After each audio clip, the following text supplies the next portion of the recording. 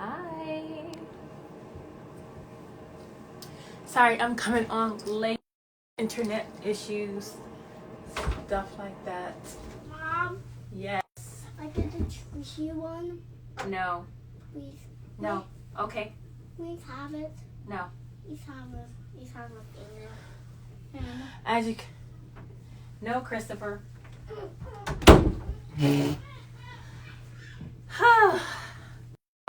They kicked me out of their room, and when I come to my bathroom to do my live, they want to come in here. Like, didn't you kick me out of your room?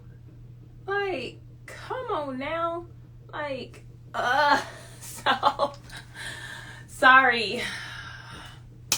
On the title is called Personal Budgeting Life. A lot of people had asked me to talk about, because my previous live was talking about credit and how I was on the process of repairing my credit. And so a couple people asked me, I highlighted personal financing, having your budgeting life together, and budgeting your life and whatnot. And if you don't have a good relationship with your budget and your money, then you're not going to have a good relationship with your credit. So I decided to talk about my personal journey. Again, I am not an advisor or anything of the sort. This is my personal journey of what I've been doing to help me to grow my an understanding and a better, healthier relationship with my finances versus in the toxic, unhealthy relationship that I had with my finances prior to this video. So I wanted to come on and just give just little things that I did with my personal journey. And like I said, with my credit video, this is a ongoing journey. It's something that doesn't just stop. It just, it keeps going. You keep developing new level. You are starting at the beginning. You're learning new things. You're learning how to do your credit. Not your credit, but your budgeting a different way. You're getting more comfortable with writing things down, learning your expenses, learning money and stuff. But before we get into that, let me just go ahead and pray and whatnot so that we can just be on one accord. Thank you, Heavenly Father, for allowing me to just speak today. Lord Jesus, I just ask that whoever watches this video, that it touches them so that they can get their personal finances together to grow and help their family so that they can be who you call them to be, Lord Jesus. I'm asking you, Lord Jesus, to protect all the listeners and people that are listening in today, Lord Jesus. Protect them, lead and guide them, Lord Jesus. Be with them as they're going through good things and bad things, Lord Jesus. Be your protector or provider, a strengthener, a holder, someone who is you are concerned about us, Lord Jesus. So I ask you, Lord Jesus, right now, as you're concerned about us, just lead and guide us in this conversation. In Jesus' name I pray. Okay, so before I get to that, I wanted to show because I had a video a while back, but on my, if you see right there, I just wanted to give you like a glimpse. I'm in my bathroom, but right here, these are my words of affirmation. And affirmation is just something to inspire you, something to lift you up, something to build you. And so being that I come in my bathroom every day, throughout the day I come in my bathroom, I have scriptures, Bible scriptures. I have words from Maya Angelou, Alice Walker, some people that I really look up to, Dalai Lama, I have a lot of Maya Angelou on there. I have, Michelle Obama on there. I have just certain people, just multiple different people that I look up to. And then my own words, because your own words are powerful as well, of affirmation. So I even have a lot of my own words on there that I put on my mirror, because I see this every day. And my mind sees this, even if I'm not looking at it, my mind is seeing this. So having encouraging words. I even have financial tips up there. I have credit tips up there. How to be a good steward. I have just words of affirmation to help build my life to where I want it to go. And so I wanted to show you that is because I think that would be a good tool for you if you have a vanity or you have a mirror or you have a wall or whatnot. Instead of me doing a dream board and stuff, no offense to dream boards at all, I like the words of affirmation. I like inspiring words. I like building words. I like the Bible verses because everything in the Bible is going to edify you. Everything in the Bible is going to build you. Everything in the Bible is going to transform you. So I have a lot of. I actually have stuff from my a couple of words from my kids up here as well. Pictures that they've drawn, words they've said to me. I have that up there as well. Just to know you are loved and who you are, and that God can, build you, and don't doubt God. Have faith in Him, believe in Him, believe in yourself. One of my Angelo's quote is, "Never make someone a priority when all you are to them is an option." That one right there, I love that. That's Maya Angelou. God rest her soul. Just a wonderful, anointed, powerful poet, speaker, and just how she can just speak words to you that really resonate with you. I have like 2 books. I have 2 books of hers inside my library and whatnot. I probably have more than that, but I really don't know. But there's 2 main ones that I have and stuff. So that's something that I think that would be beneficial to you, to help you on this journey to healing and finding a better way, turning from the toxic and going to healthy. One that I have myself, I say, do not doubt God, have faith, speak over your life and your kids, know your worth, think higher. Those are things that I have up there that I've said to myself, and I have other ones up there as well. I have Philippians 4:13, I can do all things through Christ who strengthens me. Like I said, I have so many different ones up there, and I believe that would be beneficial for you. I carry around in my car and in my purse, I carry around scriptures, and I bought this little a packet book, and it's really small, handheld, and I wrote down all my favorite scriptures, and I read it pretty much every day.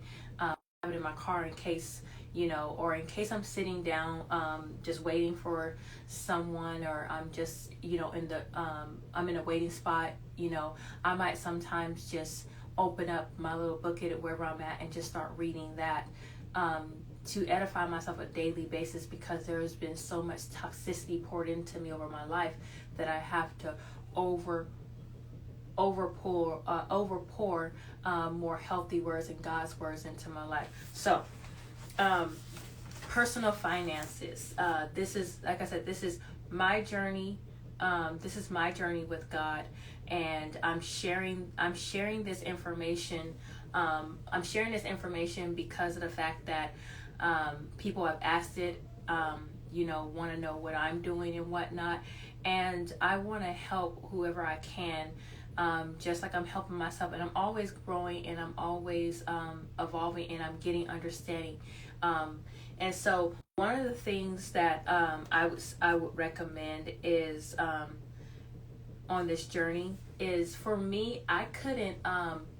Before I get into everything else, I couldn't do a whole Excel thing, which QuickBooks and Excel, I couldn't do that. And the reason why I couldn't do that, because I like to write. I like to have things written down. As I'm writing, I feel like I'm writing it and I'm understanding it better. And I'm seeing what I'm writing versus just typing it and whatnot and really not paying attention. And everything is always on your phone, handheld phone. Everything is on there, and you would think that that it would be easier for me to just go ahead and get to the QuickBook app and whatnot, but it's not. It's just as easy. It's easy to click on Instagram or click on another app or click on something that I shouldn't be on for so long of a time and whatnot. So that's why I like my handheld budgeting book, and this is Go Girl. It's called Go Girl Budgeting Planner. Right here it says Go Girl Budgeting Planner. You can get this off Amazon. I mean, I paid $14 for this, and I said this before when I did my budgeting video already. It's a great tool. It really is a great tool for beginners. I have a couple other budgeting books, but it didn't really fit me. It didn't really fit where I wanted to go. I'm a very much a beginner. I was very much a beginner when I started this to get a relationship with my finances. I was a beginner. And so when I say I was a beginner, I literally had to look at this thing and say, I'm coming to this as a new baby. I know nothing. Everything that I thought I knew, I have to throw it out. Everything that people have told me, I have to throw it out. So when I came to this budgeting life of wanting to get a hold of my budgeting, first what I had to do is that I had to understand where I was in my mindset with money, how I viewed money. And what I say by that is that viewing money, did I view money just to keep up with other people, keep up with Instagram, keep up with the Kardashians or the TikTokers that are living this, luscious life in these homes and taking trips and everything like that. And I wasn't there, Am I looking at money as a tool to help me make my Instagram look better, or buy some new clothes that is probably going to be out of style within 24 hours, 48 hours, and whatnot? So I had to really look at my view on money, and if I was trying to keep up with other people. And I could say that yes, I was trying to keep up with other people. I really wasn't trying to keep up with myself in a sense. Not really caring about what other people think about my dressing, but it's like, ooh, that's nice. I love fashion. People who know me know I love fashion. I just love it. I love the old, back to the 1800s, 1600s to the now, and I like to mix in different stuff. I am not a person, I'm very eclectic when it comes to fashion. I could be punk rock one day, and I could be preppy the next, and I could be a little bit hood the next, and I just love fashion. So that was one of my barriers is I love clothes. I love fashion. I mean, I don't think there's too many girls who don't, but there are some girls who just really love it, and I'm just like really one of those girls who really love fashion. I really do. It's a way that when women they had a voice but didn't really have a voice to use. It was a way that they spoke how their mood and whatnot. And so I had to look at that as well. I also had to look at, was I trying to live a life that I cannot afford? A life that I wanted to be. Sometimes when I looked at the fact of, I want to be there 10 years down the road, that's where I want to be. Well, okay, that is a great goal. That is a great goal, Tiara. That is a great goal, you guys. It's a great goal, like 10 years, this is where I want to be. That's good. But currently, you're not where you want to be.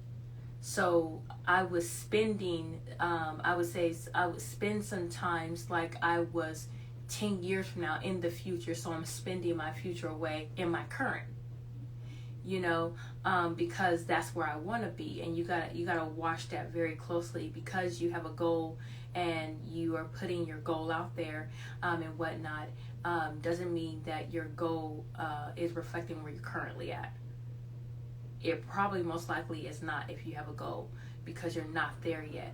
So you have to make sure that you're not spending your future away, or you're not spending like you're in your future, like you're imagining you're there. And I know, it's good to imagine yourself being there, but it's not good when that comes into your pocketbook. Also, I had to look at what type of relationship I had with my money. And I could tell you this right now, it was a consumer unhealthy relationship. My money had no purpose. It had a purpose, and it had a purpose to spend and be a consumer, but it had no real guide. It wasn't being guided. I wasn't guiding my money at all. I wasn't giving it a task. I wasn't telling it where it should go, where it should be. I wasn't giving it a proper place, and I did not understand my relationship with it. I didn't have a relationship with it.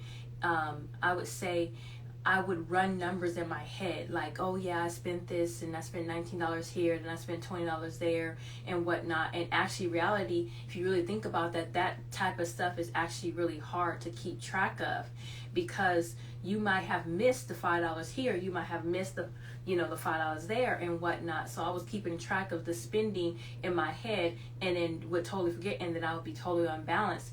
And so being that I didn't have it down on paper, and I had it in my head, and I have other things going on, that was unhealthy. That was unhealthy as well, because I was chaotic.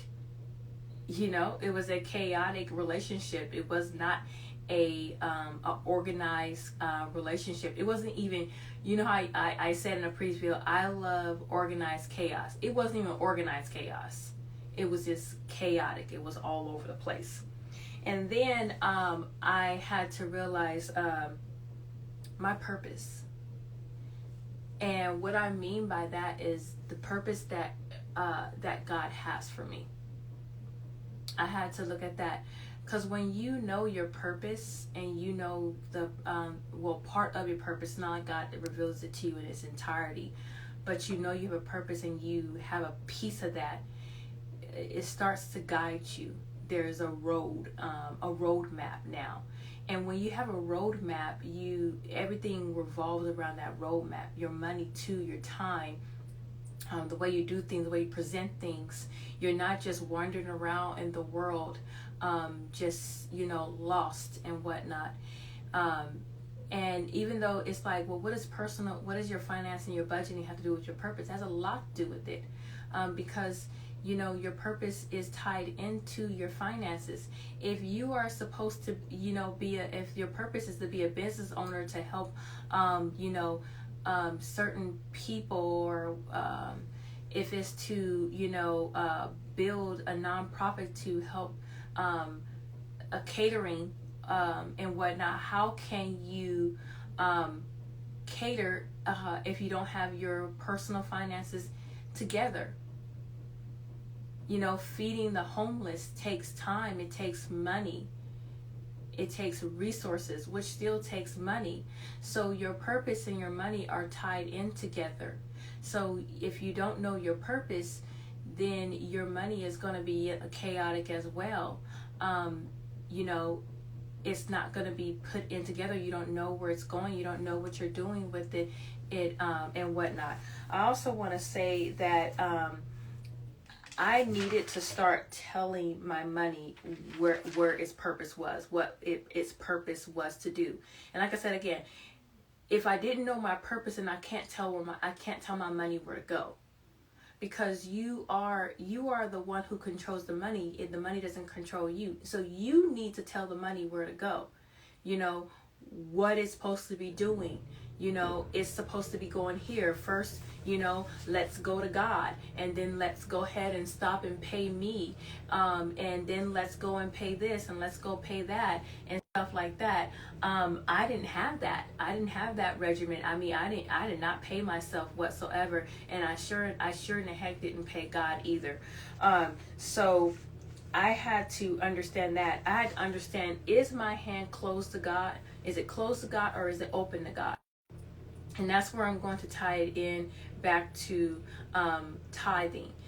For tithing, for me, I didn't understand it. I thought it was just a way for some ministers to get rich. While you're living in a good neighborhood, your members are living in bad neighborhoods and they don't know how to take care of their money, and you seem to always have money, but your members don't have money, and whatnot. So needless to say, it left a bad taste in my mouth of how tithing was. And I would suggest to you that ask God how tithing is. Ask Him to teach you.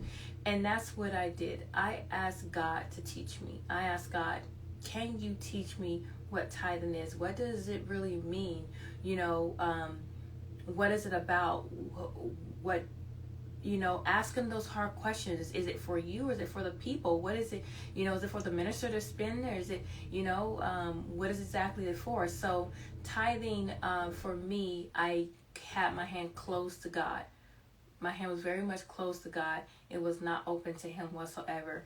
And so for me, I had to start opening my heart to that and understand that by not tithing and not giving to God, I was closing off my access to Him. And I know you're like, well, God still blesses even if you don't, and there's other ways to tithe and everything like that. Yes, there's other ways to service and everything, but God does say, pay the 10% to tithing and whatnot. And so needing to honor God and whatnot, I started off simple. I just gave 5 to God.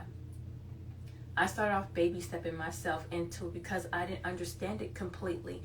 And once God gave me that revelation of understanding what tithing was, that's when I started to actually do the whole 10%.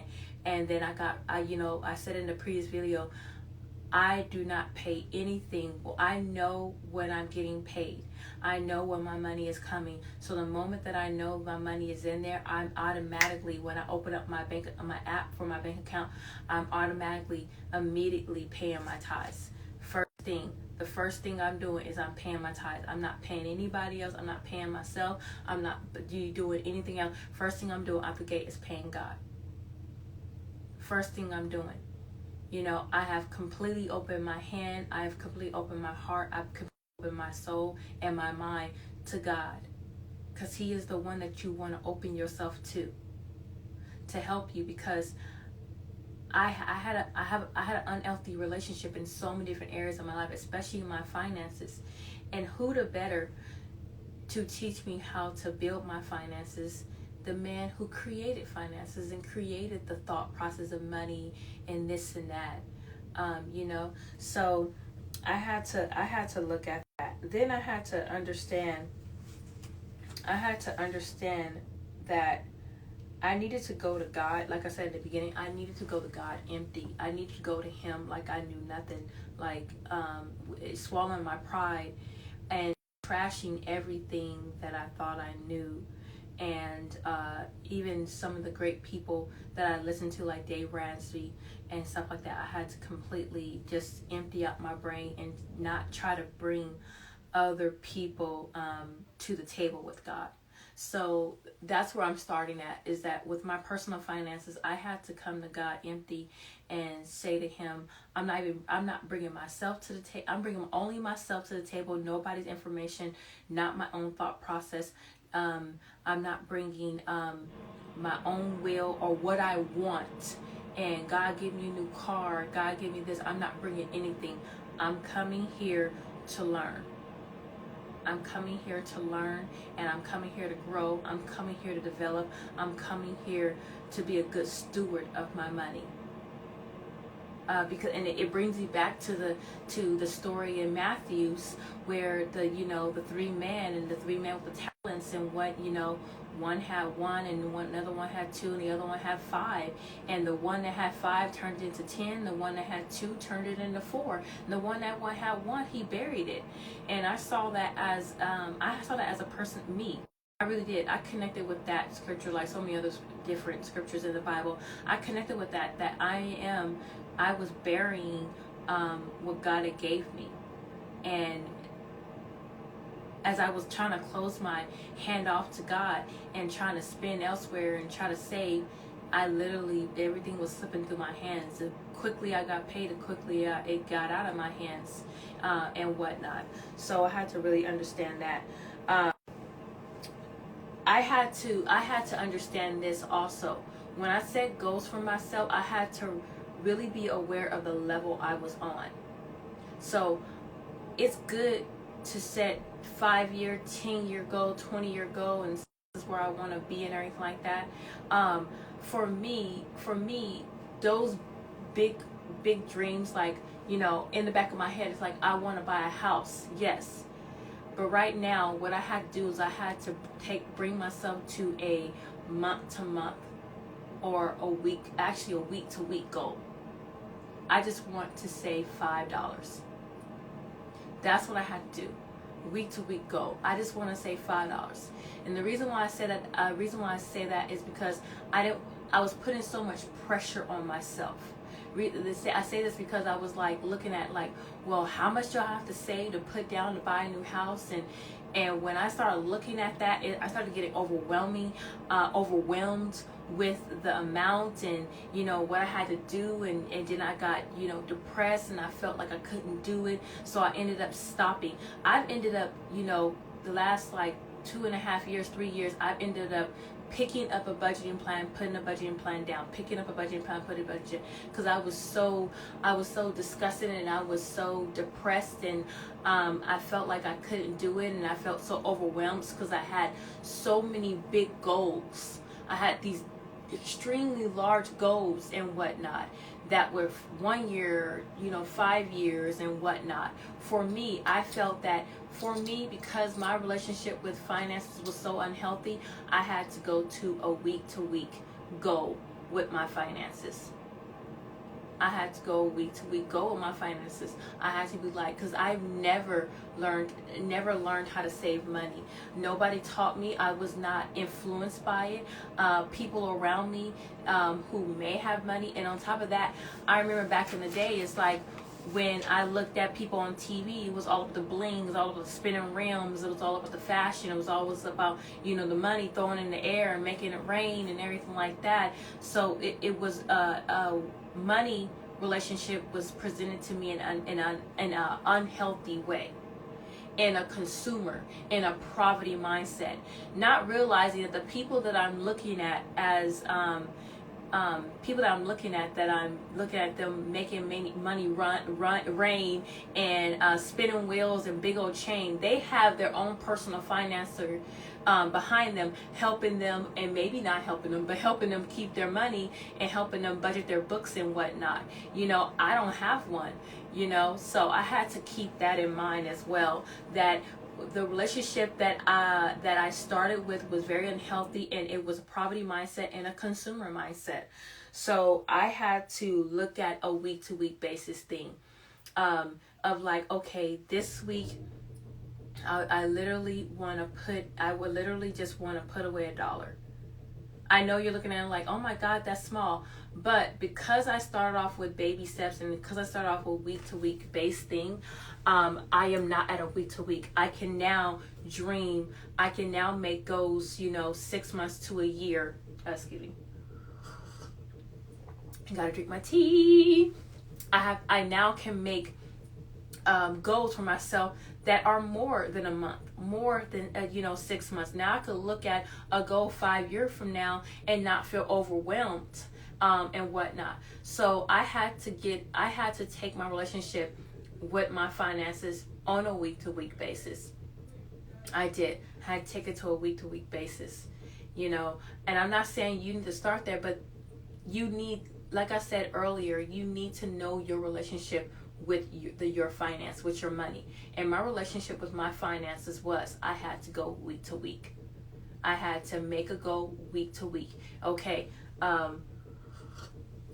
the goal is not to spend any money at all. You know, the goal is to make a list of things that you need for this week, and then after you make a list of what you need for this week, put it in columns. Is it a need or is it a want? So after I made a list of things that was needed for that week, if I needed anything for that week, I had to go and break it down. Is it a need or is it a want? Then I had to really look at the fact of, okay, if it's a need, is it something I can hold off on, or do I need it ASAP? If it's a want, then I don't need to be sitting up there doing anything with it at all. I could just, when I have the money, I can probably pick off of that list.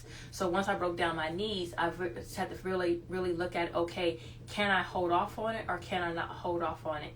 And so that's how I had to get into a routine of relationship with my personal finances.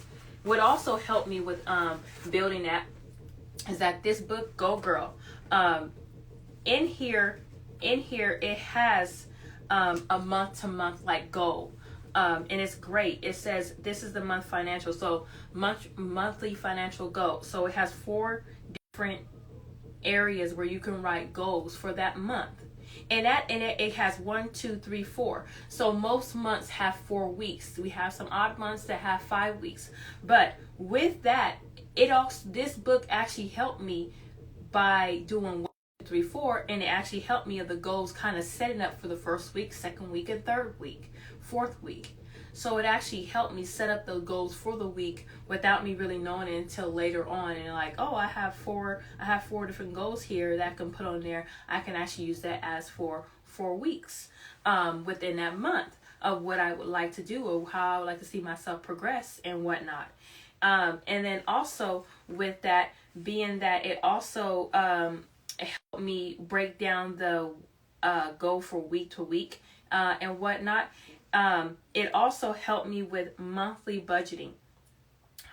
And for monthly budgeting, when you write down your monthly budgeting on here, first of all, you're not going to see a consistent result. For me, I didn't see a consistent result until my 3rd month. My 3rd month, then I was able to see actually what was coming in on a continuous basis. What was my bills that came in each month. You're not going to see them the first month. You may even see them the second month. But I would say for me, I got a real good handle of what everything came in consistently each month on the 3rd month and whatnot. So it helps you break down your bills, and you write down all your bills that come in that you know that you think that come in each month, and it helps you put them, you can put them in order however you want and whatnot. And then it actually tells you, okay, how much did you pay on it? How much do you expect to pay on it? You write down the percentage of how much you expect to put on it. Then it'll ask you in another column, what was the difference? Meaning as what did you actually pay on it? And then you calculate, then after that you calculate, it's a little slot to calculate the difference on there. And when you calculate the difference, that's going to really set you up. That's going to really set you up for the following month. That's going to set you up for the following month. If you cannot know what you're paying on a month-to-month basis, then you're not going to get your personal finances in a good together rhythm. So let's just say my phone bill. Let's just say my phone bill is $170. Well, I actually paid this month $180 because somewhere along the line, you know how inflation, taxes go up or whatever. So the next month, when I do my monthly budget, now I can put on there $180 on there, and I can see where the fluctuation is. And then also with this monthly budgeting thing that I did and everything like that I seen that came in, it also showed me where I was spending too much money at.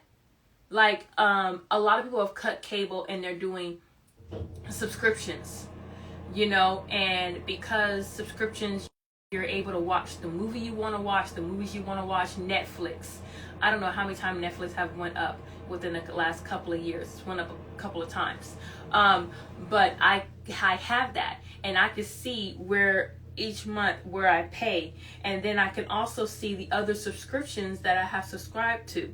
Now, when my 3rd month came around, I was able to see that, okay, wait, I have PBS Kids subscription, and I have a Nickelodeon subscription. Then after I saw the fact that, okay, I have a PBS Kid Nickelodeon subscription, and then I had to review that and be like, wait, which one do they, it's almost pretty much the same. Which one do my kids actually watch more of? And when I saw that, okay, I can get rid of Nickelodeon. So it also, once you start to get a handle and start to get used to writing your bills down, and you can also see where you can save money, where you can alleviate stuff, and whatnot. So that's where I was able to see, okay, I can cut back here. Oh no, they use that for, because I also have a Leapfrog subscription that connects to their Leapfrog, which is educational. So I keep that on, but I don't need a bunch of subscriptions on a lot of these different cable shows. Like I had Stars and HBO, and I realized the more things that I watched and me and the kids watched, there were like a lot of stuff was on Stars, but more stuff was on HBO. So what I did is that I got rid of Stars and I just got HBO and whatnot. So it really helps you really understand where your money is going, instead of waking up and saying, I don't know where my money went. It just left. No, money just doesn't leave. When it's unorganized and it's chaotic, you're giving it a direction, but you're giving it a chaotic direction. You're not giving it a purpose. You're giving it a chaotic purpose. And so you want to give it a healthy, guided purpose. You don't want to give it a chaotic purpose, whatsoever.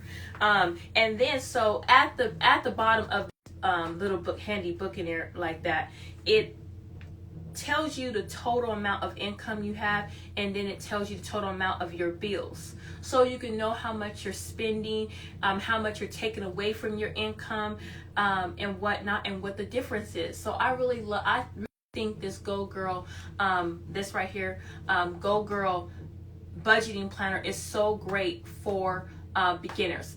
I think men can use it as well. It's not gender specific. It doesn't have quotes in here for girls or anything like that. It is very plain, very simple, very just up front. There's nothing really hidden in there.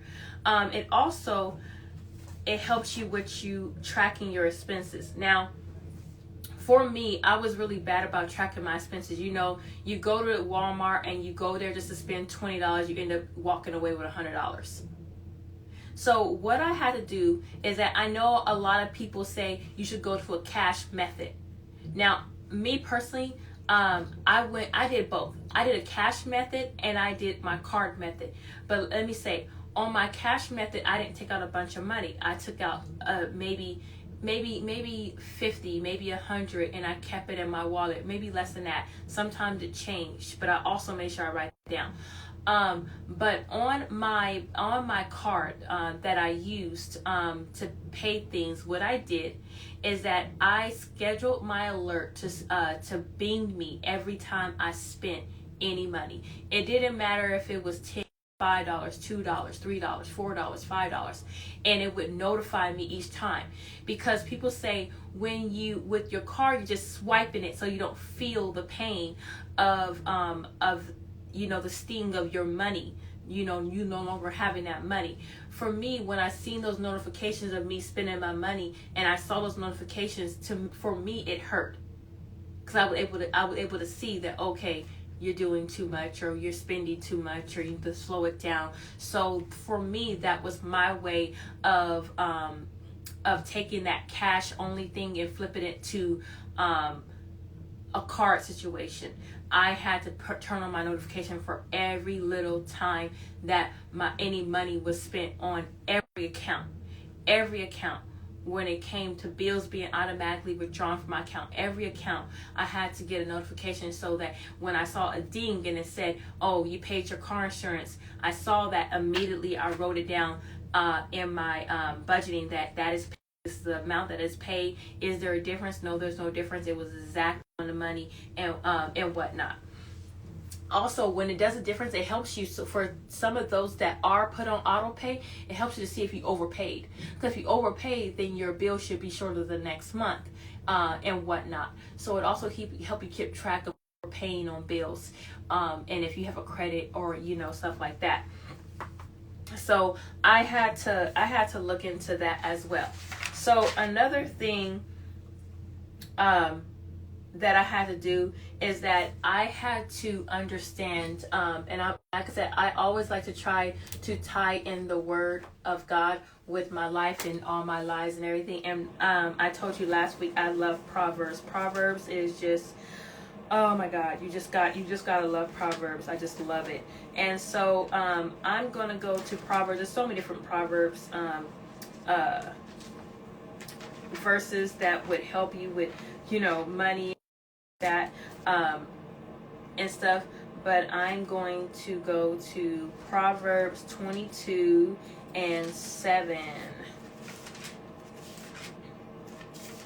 Let me get there. In 7 it says, "The rich ruleth over the poor, and the borrower is a servant to the lender." And so I don't know how many times I've read that particular passage. I've read that passage so many times, and I never got the concept.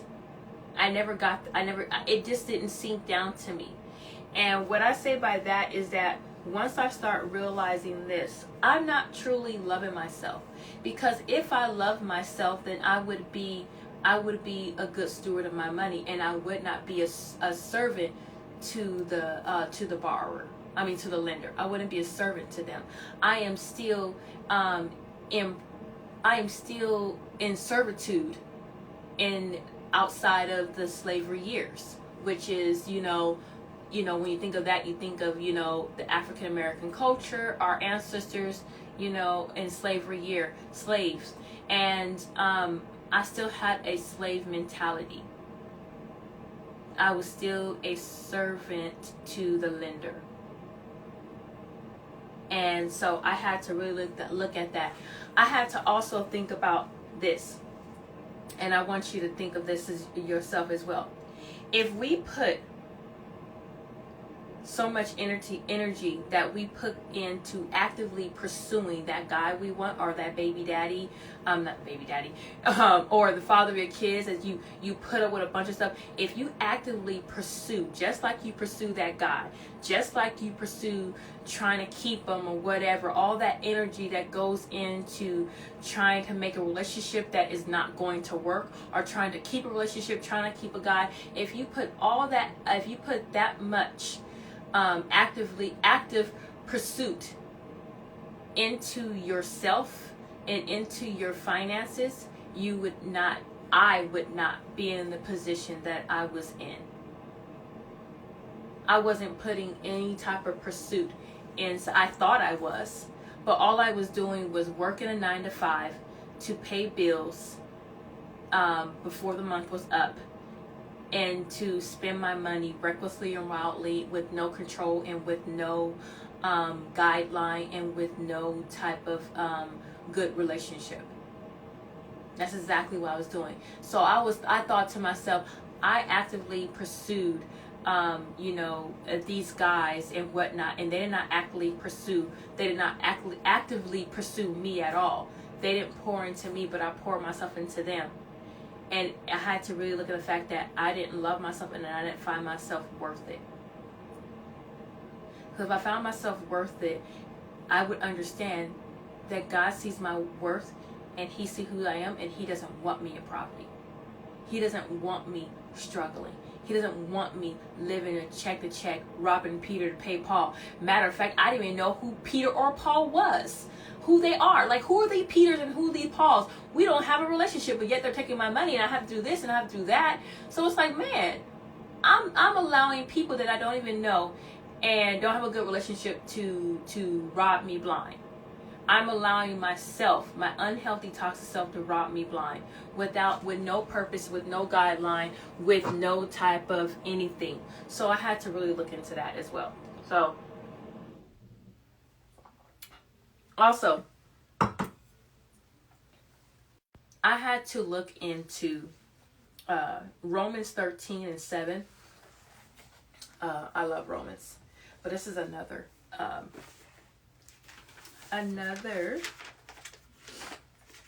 verse that I'm going to go into, Romans 13:7.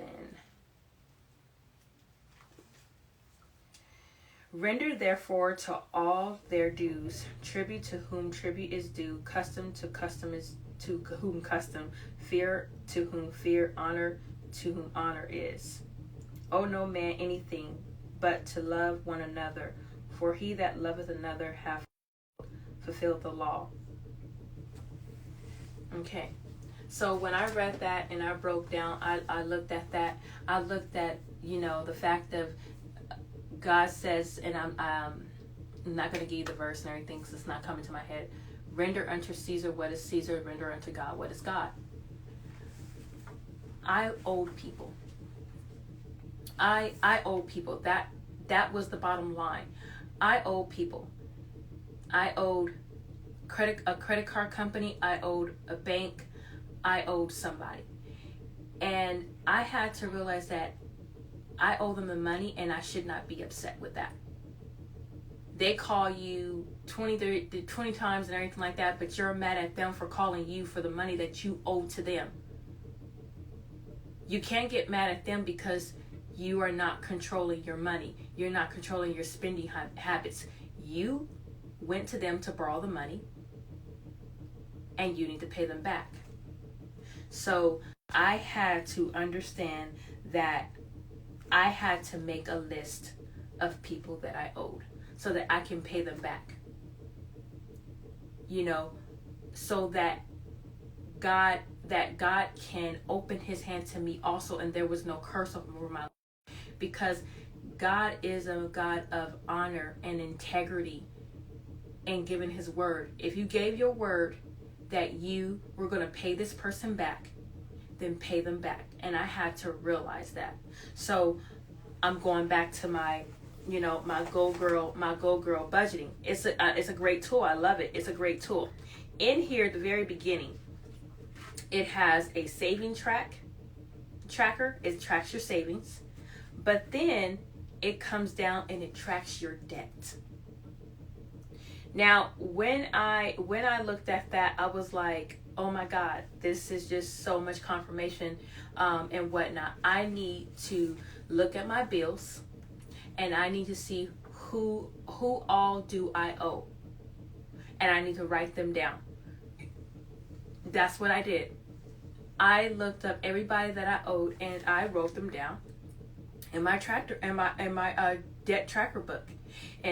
And so I looked at their amount. Now, some that I can call, I called, and some that pretty much basically is now on my credit history and it's now rolled off. I couldn't do anything about it.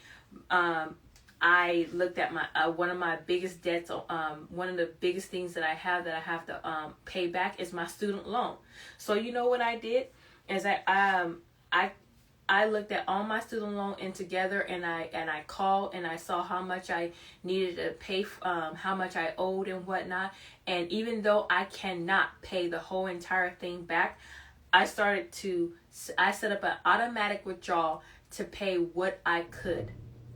Something that the amount that I know is never going to change. Now, one of the things that used to hurt me is that I would try to pay the amount they told me to pay, and which was the amount that I could not afford. Not knowing, because they're not going to tell you, not knowing that I can actually set my own amount. If I put it out there and I make an offer and say this is what I can pay, then they accept that offer. But if I never make an offer, they're going to give me with the amount that they are putting in their budget of how much I should pay. So I learned that I need to set the tone. I need to set how much I'm going to pay them back. So what I did is I set it on auto pay, and I have an amount that I pay each month, and I've been paying that for the past year. And I consistently pay that. I don't even have to look at it. I know when it comes. I can see the little notification and whatnot when it's paid and whatnot. But I'm paying what I can do. But the thing about it is that I am paying back what I said I would pay back. I said I would pay it back. I borrowed the money to go to school, education and whatnot. Education is a good thing. It's not a bad thing. Education is good. but I still need to pay that money back. I signed up to pay that money back, and I need to pay that money back. So with that, I'm paying on my student loan. But it also helped me see the amount of my integrity and where my integrity was. Because even though I was, when I signed up to borrow the money from these different companies, I intended on paying it back. But after I didn't have the money or something like that, I ran from them, and so I ignored them instead of actually picking up the phone call and saying, hey, I can't, I'm going through financial hardship and everything. What can I do to fix this or anything like that? I just ignored them and ran from, which I was running from my duty. I was running from my duty, which in fact was tearing away at my integrity. So once I saw that and everything, and actually one of the debts I've just paid off. I just paid off, this past week. I just paid one of the people that I owed. I just paid them off, and it felt so good and such a weight off of my shoulders to know that I told you I would pay you back, and I'm paying you back. And in order for me to have done that, I had to have my personal finances in check. I had to check my integrity. I had to check the fact that I can't get mad when they ask me for their money, because they didn't get mad at me when they gave me the money.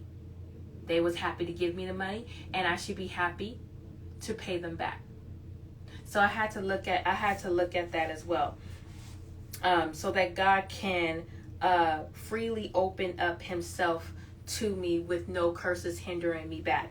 So that was one of the things. That's why I say I love this, because on a QuickBooks and everything, I can't do it. I need to have something written down. I need to have something I can see tangible that I can actually look at. And this is just as good as having money as well, because it has like I said, it has an expense tracker, and every time you spend money, you're writing it down. And when you write it down, I mean, you could see you're writing it down. You're seeing the dollar amount. You're seeing how much you spend. And then once that whole entire month is done, you calculate that amount. I mean, there was a month that I looked at and I was like, I did what? I spent what? And then there was, months where I was just like, I'm not going to spend. So it helps you also, for those that don't like carrying money so much, like me, I don't like carrying money. This right here, because I carry this around, I carry this around everywhere. I carry this in my purse.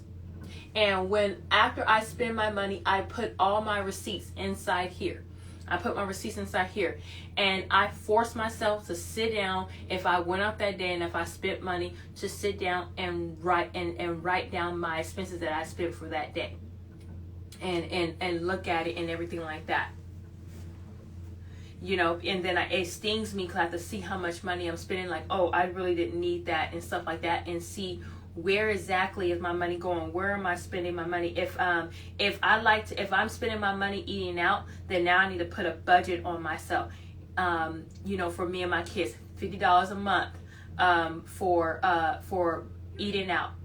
This expense tracker, it helps you track your spending habit and see where you need to put a guideline on your money.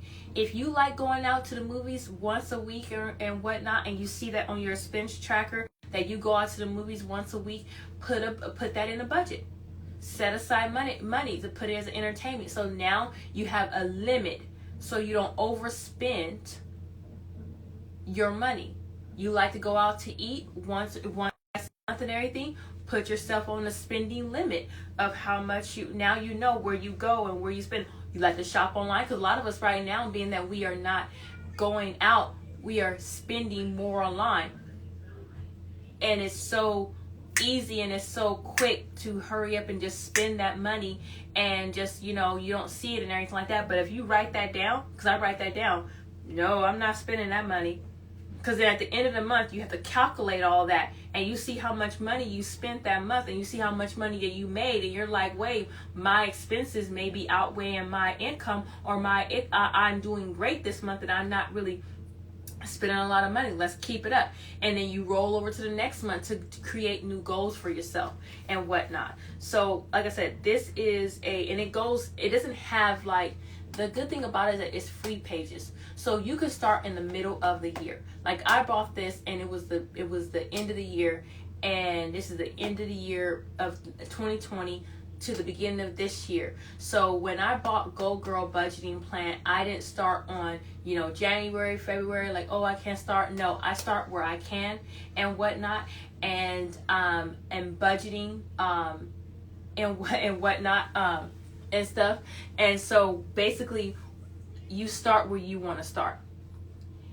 In order for you to fulfill your dreams and your kids' dreams and to help build up your life for you and your kids, you need to have a good handle on your money. You need to have a good handle on your money. Because I know for so many of us, it's like, well, you move in with your baby daddy even though you're not married to him, and making him step up and be a man because you want to save money. But if you would get your finances together, I don't have to compromise my situation, my life, just to save money. I'm budgeting my money, and I know inflation is going up and everything like that, and minimum wage is the top of the news right now of how they're trying to up minimum wage and everything like that. Well, while they're trying to up minimum wage and they're having their own conversations on the side, you could be sitting up there preparing yourself for that minimum wage to possibly be going up. And I also will say this. When more money is added to your budget and you have more money, don't up your expenses. If you're not paying on this, it is not extra money to spend. It's extra money to put up in a savings account. Now, I might on another live come up because I'm going to be switching some of my lives to YouTube, and I'm going to start trying to go live on YouTube and whatnot. Whoop whoop. And stuff. And so I might talk about investing. Teaching your kids, not just investing in yourself, but investing in the stock market, investing in CDs, investing in art, ARAs and, Roths and, the shares and bonds and stuff like that. I'm not saying, like I said, I'm not saying I'm a guru of it and everything, but I have been doing pretty good in that. And I have been teaching my son. My son is 13 years old, and I've been teaching him about the stock market. I've been teaching him about budgeting. I've been teaching him about, not having a poverty mindset of how to spend his money and how to budget his money. And, you don't have to pay for that right now. You can pay for that later when you really can afford it, instead of trying to get it when you really can't afford it. Because I wasn't taught that. So when I went out into the world, when I turned 18, I just got in line with the other herd of people and just been a consumer and just went up debt free. I mean, the debt in United States of America is in the trillions. And if we would just get a hold of our debt, even as single mothers, we're a big portion of that as well, because the single mothers community is rising. There are more single moms out there now. There are not, there are less two-parent households. There's a lot more single mom households out there, and we got to work 2 jobs, and we got to work, 3 jobs. The one job we have is not paying us enough, but we still are trying to get that love and communication and that relationship with our children, and not trying to have TV raise them or somebody the daycare and raise them, or not involved in their life. But I feel that as single moms, if we get our budgeting life together and get our finances together, you can alleviate a job. And there's that extra time you could spend with your children of, pouring into them education, pouring into them books, pouring into them wisdom, learning about their lives. Because there's so many kids out there that are being raised in single mom households right now, that they're raising themselves because mamas are trying to provide and protect and cover their children because there's not a man in the household. And, mamas, if you would just get out, I had to understand myself. I need to get my my finances under control, not just for me, but for my kids' benefit as well. Because if I got my finances in control and I got that in control, I can also help grow my kids and help grow myself, spend more time with them. I know, do I have to really spend here, or am I trying to spend, or am I trying to buy them stuff so they don't look like they're in a parent household to help them become popular in school and stuff like that? And it's like, no, so with that, on my personal budgeting life, I hope that the tools that I gave you today is edifying, that you see that this is a process. You have to be patient. You're not, like I said, it took me 3 months to realize what was consistent bills, what the bills were, and to see a different turnaround. It took me a whole month and a half to actually get to the point where I religiously write things down. It is like clockwork to me. I had to create a new habit. I had to get rid of old habits and create a new one. Creating new habits when you have an old habit that's already been there for a year is hard. But you can do it. It just takes diligence. It takes persistence. It takes a made up mind, knowing that you can do it. It's going to be hard. It's going to hurt. But you grow in pain. You grow in uncomfortableness. So I had to once I got past those 30 days and I was in the consistent realm of always writing things down, now it's like, I don't even have to sit up there and force myself. It's just like the air that I breathe. Anytime I spend money, I write it down and I know where my money is going and I know what it's not supposed to be doing. It's like, oh wait, money, you're not supposed to be doing that. You are my child. And what I tell you to do, you're going to do. Not, you don't have, any rule, just going and flipping around, flopping around, doing whatever you want to do. No. You're underneath my rule. You're going to do what I tell you to do. You're not going to sit up here and do all that, So I hope that this edify you. I hope that you grow from here, because you may have 2, 3, 4, 5 kids. I don't even know how many kids you have. It doesn't even matter. But you deserve and they deserve a healthy mom. So many of these different men out here that we are choosing, we're not choosing because we need them. We choose them because we don't think we're worth it. And they treat us like we're not worth it because they look at us and they say, oh, you're a baby mama, so your value has went down. Your value didn't go down whatsoever. Your points didn't go down because you had kids whatsoever.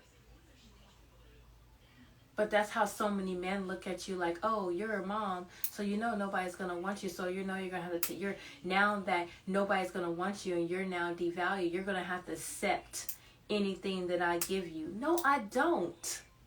Not at all. Do I have to accept the trash that's coming out of your mouth or the trash you trying to deal me? Like, no, I'm not sorry. Keep it moving. Keep going. Exit left or exit right. Whatever, which way you want to exit. But exit, please. Because I'm not going to sit up here and accept your hand-me-down stuff. Or I am worth it. You don't determine my value. God does. And let me tell you, your value is very high. It doesn't decrease because you had children. It doesn't decrease because you got divorced. You had kids out of wedlock. You had kids young. Your value doesn't decrease. And that's what these stupidity men want us to believe. That because we're single moms and we have kids and yada, yada, yada. No, that's not true. Thank you. That might have worked 10, 15 years ago. But this is a new day and age. It ain't going to work nowhere, boo-boo. Keep it moving. Keeps it moving. Keep the stepping. At all. Like, come on now. No, because God is not looking at you and say, oh, I want to give her this man that's going to devalue her and that's going to see her as something who's not worth it and going to see her as someone he can use or a holding place until the next woman comes that he truly wants. No, you don't. You don't deserve that, and you don't need that at all. So, again, I hope that I'm going to be doing my lives on Saturday. I'm going to be trying to do them at 3:30, promptly at 3:30 Central Standard Time.